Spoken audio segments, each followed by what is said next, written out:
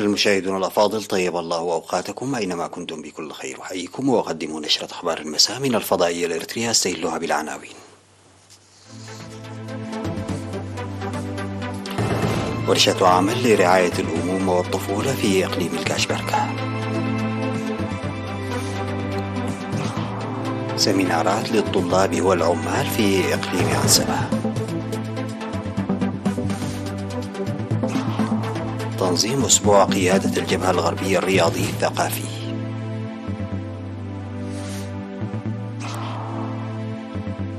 سقوط نحو 100 قتيل بعد يومين من القتال في السودان.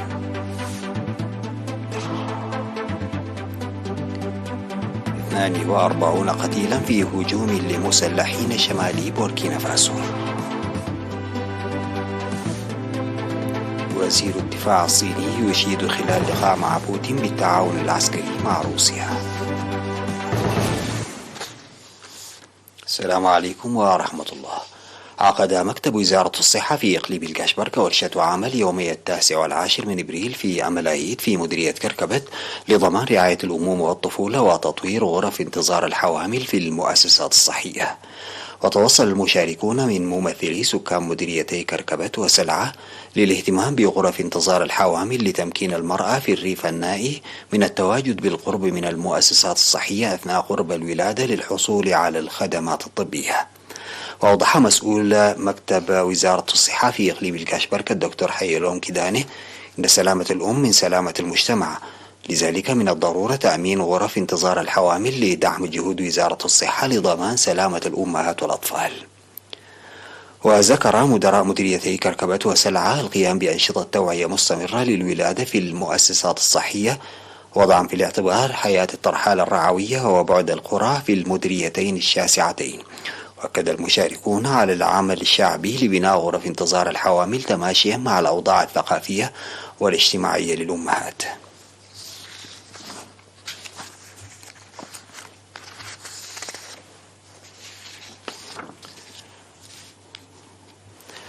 عقدت الجبهة الشعبية للديمقراطية والعدالة سيمينارات من منتصف مارس وحتى 12 من إبريل لطلاب المدارس الثانوية والشباب العمال في 9 مديريات وطلاب مدرسة حقات الزراعية الفنية. وأوضح مسؤول الشؤون السياسية في فرع الجبهة في إقليم عنسبة السيد صالح إبراهيم راهن أوضاع الشباب ودوره وتقوية المشاركة في البرامج التنموية والقيم والمكيفات الخطيرة وتأثيرها وتقوية علاقة أولياء الأمور والطلاب والمعلمين وجودة المرافق الخدمية. وطلب الطلاب الاستفادة الجيدة من الفرص التعليمية المتاحة. من جانبه دعا مسؤول الشؤون السياسية والتنظيمية في الاتحاد الوطني للشباب والطلبة فرع إقليم عنسبة السيد النور همد دعا الطلاب للاهتمام بالتعليم وضمان مستقبلهم، داعيا لتعزيز تعاون جميع الجهات في قضايا الشباب. كما أهاب مسؤول الشؤون التنظيمية في الجبهة الشعبية في الإقليم السيد محمد نور الطلاب العمل لبناء القدرات بالعلم والمعرفة. وأكد الشباب والعمال على أهمية محتوى السيمينارات في نشاطهم اليومي.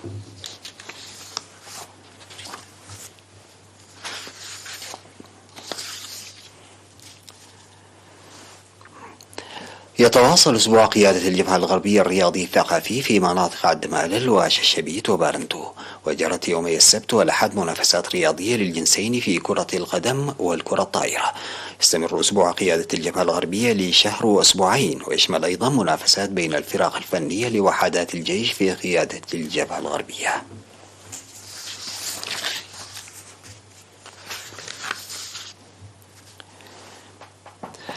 عقدت الشرطة الإريترية في مديرية شامبوكو سيمينارا قانونيا تركز حول مكافحة الجرائم والمخالفات. وذكر قائد مركز الشرطة في المديرية العريف بزو أملاخ عند برهان إن مكافحة الجرائم والمخالفات مسألة لا تترك للشرطة فقط، لذلك يجب على المجتمع تعزيز مشاركته وتنمية وعيه. وأوضح تسجيل 83 جريمة و941 مخالفة و300 مخالفة مرورية عام 2022 في المديرية، داعيا المواطنين للقيام بأدوار رائدة ورفع الوعي للابتعاد عن الجرائم والمخالفات، باعتبار أن عدم معرفة القانون لا ينجي عن المساءلة. في الختام دعا للحفاظ على الثقافة الإريترية السمحة القائمة على حل القضايا المجتمعية بالصلح إلى جانب الأنشطة الجارية للحد من ارتكاب الجرائم والمخالفات.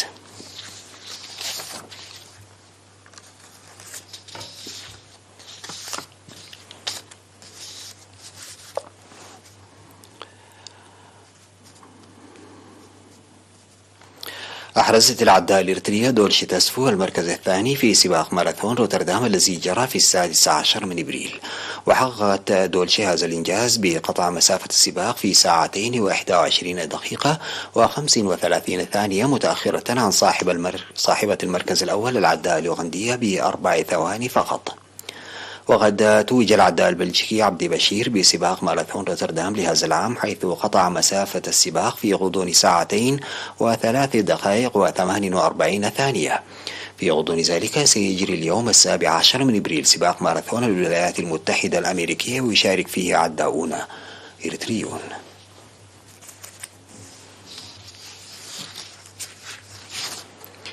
بعد الفاصل سادتي أعود بالأخبار الخارجية.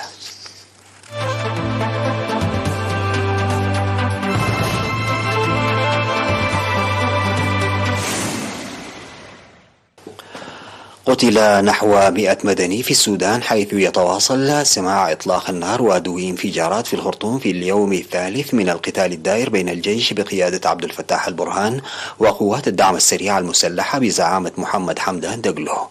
وتواصلت المعارك بالأسلحة الثقيلة، فيما تدخل سلاح الجو بانتظام حتى داخل الخرطوم لقصف مقار لقوات الدعم السريع.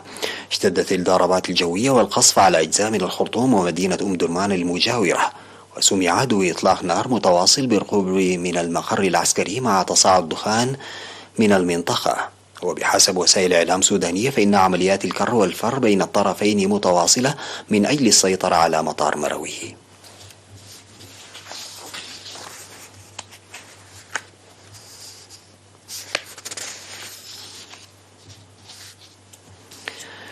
قتل 10 جنود و32 متطوعا مدنيا شمال بوركينا فاسو في هجوم نفذه مسلحون يشتبه بأنهم متشددون، وفقا لما أفاد مسؤولون يوم الأحد.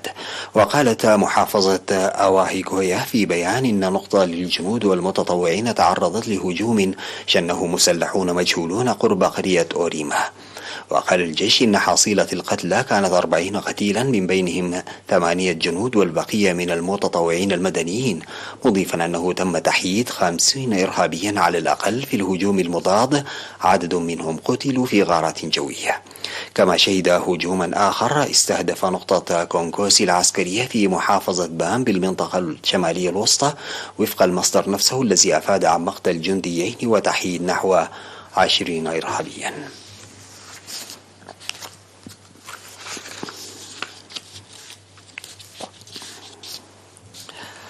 أشاد وزير الدفاع الصيني لي شانغفو بالعلاقات مع موسكو خلال اجتماع مع الرئيس الروسي فلاديمير بوتين في الكرملين، وأضاف أن العلاقات الروسية الصينية دخلت بالفعل حقبة جديدة. وقال لي: هذه هي أول زيارة لي إلى الخارج منذ تولي منصب وزير الدفاع الصيني. لقد اخترت روسيا تحديدا للتأكيد على الطبيعة الخاصة والأهمية الاستراتيجية لعلاقاتنا الثنائية. ونقلت وسائل إعلام صينية رسمية عن وزير دفاعها قوله إن البلاد مستعدة للعمل مع روسيا لتكون لدى جيشي البلدين اتصالات استراتيجية وثيقة. وفي الاجتماع الذي حضره أيضا وزير الدفاع الروسي سيرجي شايغو، رحب بوتين بالتعاون العسكري بين روسيا والصين.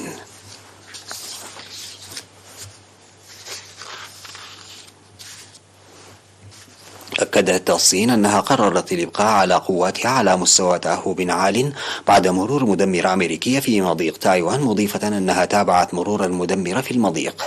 وقال الناطق باسم الجيش الصيني الكولونيل شي يي: تبقى قواتنا في مستوى تأهب عال على الدوام، وستدافع بعزم عن السيادة الوطنية والأمن، فضلا عن السلام والاستقرار الإقليميين.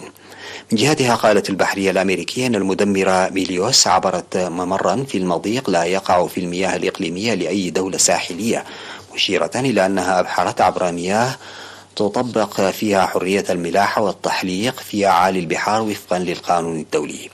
وأجرت بكين في 8 من إبريل مناورات عسكرية استمرت 3 أيام حول تايوان، شملت محاكاة لضربات بأهداف محددة وفرض حصار على الجزيرة.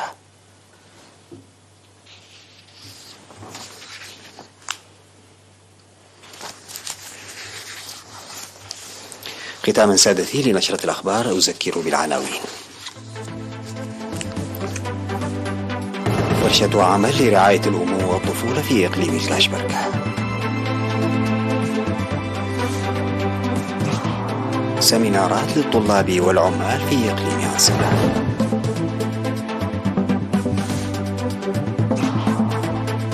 تنظيم أسبوع قيادة الجبهة الغربية الرياضي الثقافي. سقوط نحو 100 قتيل بيع بعد يومين من القتال في السودان. 42 قتيلا في هجوم لمسلحين شمال بوركينا فاسو. وزير الدفاع الصيني يشيد خلال لقاء مع بوتين بالتعاون العسكري مع روسيا. انتهت نشرة أخبار المساء. السلام عليكم ورحمة الله تعالى وبركاته.